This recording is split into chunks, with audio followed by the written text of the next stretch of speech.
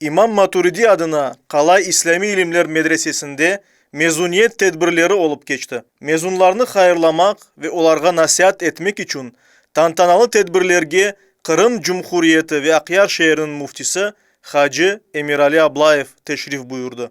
Bismillahirrahmanirrahim. Elbet bu ikinci günü bugün Cumartesi Pazar.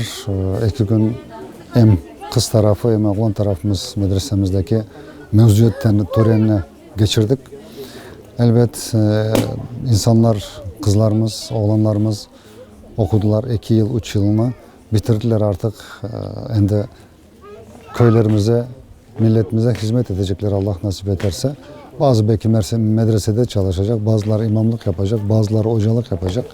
Ama nasıl da olsa çok güzel geçirdik bugünkü mevzuiyet törenimizi.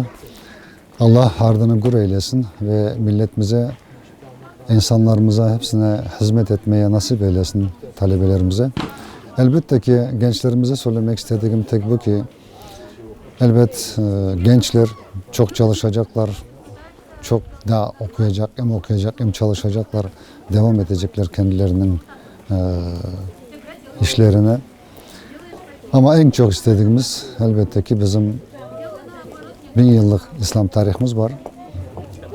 Onu unutmasınlar ki yollarını şaşırmasınlar. Nereye gitse gitsinler, nerede okusa okusunlar ama bilsinler ki vatanları var. 1000 yıllık İslam tarihimiz var ana vatanımızda. Onun için bu bizlere yeter, artar da bile. Onu incelesek, onu araştırırsak, onun üstüne çalışırsak elbette ki biz millet olarak hiçbir vakit yolumuzu şaşırmak. Kimse de bizi kullanamaz, bizden oynamaz. Onun için bollarımıza, hem kızlarımıza hem oğlanlarımıza Allah kolay getirsin, Allah yardımcı eylesin ve yapan işlerini her vakit düzgün, temiz, doğru yapsınlar.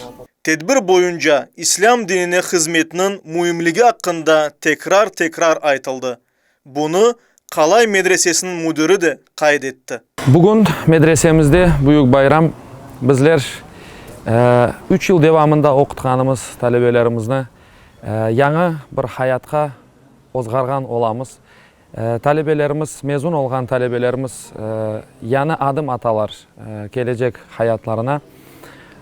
Evlatlarımızga, mezun olgan 15 talebemizge, oğlan ballar evlatlarımızga muvaffakiyetler tileyimiz gelecek hayatlarında. Bu yerde öğrendikleri bütün malumatını, bilgilerini, dinini yüreklerinde taşıp inşallah halkına, milletine faydalı olmalarını tileyimiz hocalar olarak. Kapılarımız her vakit açıktır. Medrese kapıları her yıl açıla yanı talebeler için. Bizler 24 yıldan beri çalışamız, devam etemiz ve Allah'ın yardımıyla çalışmağa, yanı nesiller yetiştirmeye hazırmız. Buyurunuz, kapılarımız açıktır. Medresemizge hoş geldiniz. Hayırlı nesiller hep beraber yetiştirek inşallah. Kızlar bölüğünün okuf ve terbiye işleri boyunca müdür muavini Ayşe Lumanova da mezunlarga öz tileklerini aytıp, onlarga uğurlar tiledi. Bugün pek heyecanlı bir gün mezuniyetimiz var. Bu yıl elhamdülillah 14 tane kız mezun oldu. Ve biz pek heyecanlanamız. Hepsinin bir istidatı var. Hepsi, her birisi bizim için pek kıymetli. Biz onları pek sevemiz, can yürekten sevemiz. Balaçıklarımızdan ostırdık ve bugün yeni sayfa açıla onların hayatında. Allah'tan dileyim, onların sayfası hep aydın olsun, ilim olsun, kıvanç olsun, şenlik olsun. Allah dinini başkalarına, halkımızga, milletimizge öğretip, güzel hoca olup inşallah faydalı olsunlar, hayırlı olsun. Ana babalar öz heyecanını saklamayıp, balalarına dinimizni öğrenmege fırsat bergen müftiligimizge medresenin idaresine teşekkürler bildirdi. Bizim için çok önemli bir şey. Çünkü eğer biz özümüzün dinimizni joytsak, kendimizni de joytarmız. Allah hepimizden inşallah razı olsun. Yapkan ibadetlerimizni, yapkan hareketlerimizni kabul etsin inşallah. Hem de birlikte, beraberlikte inşallah vatanımızga, milletimizge hizmet etmeye inşallah nasip eylesin. Sorumluluklarımı sahip geldim. Medrese bitirdiler. Allah cümlelerin hocalarımızdan, müftiyatımızdan, hocalarımızdan Allah razı olsun. Toruncuklarımız okuyup bitirdi. Rabbimiz onlara açık, hayırlı yolculuklar nasip etsin. İlim aldılar, inşallah çalışırlar. Dinimiz için, halkımız için, milletimiz için inşallah hayırlı evlat olurlar. Ana babacıklarını kuvandırdılar, yaxşı okudular. Mezunlar da sözge çıkıp hocaları ve ana babalarına gönülden minnetdarlık bildirdiler. Yigitler meraklı video hazırladılar. Kızlar ise hem yırladı hem oyun toşediler. Men medrese mezunu olam. 2 yıl evvel bu yerge okumağa kırdım. Şimdi ise benim medrese hayatım sonuna geldi. Daha yakında birinci kere kırdık bu kaplardan. Şimdi ise mezun olup çıkamız.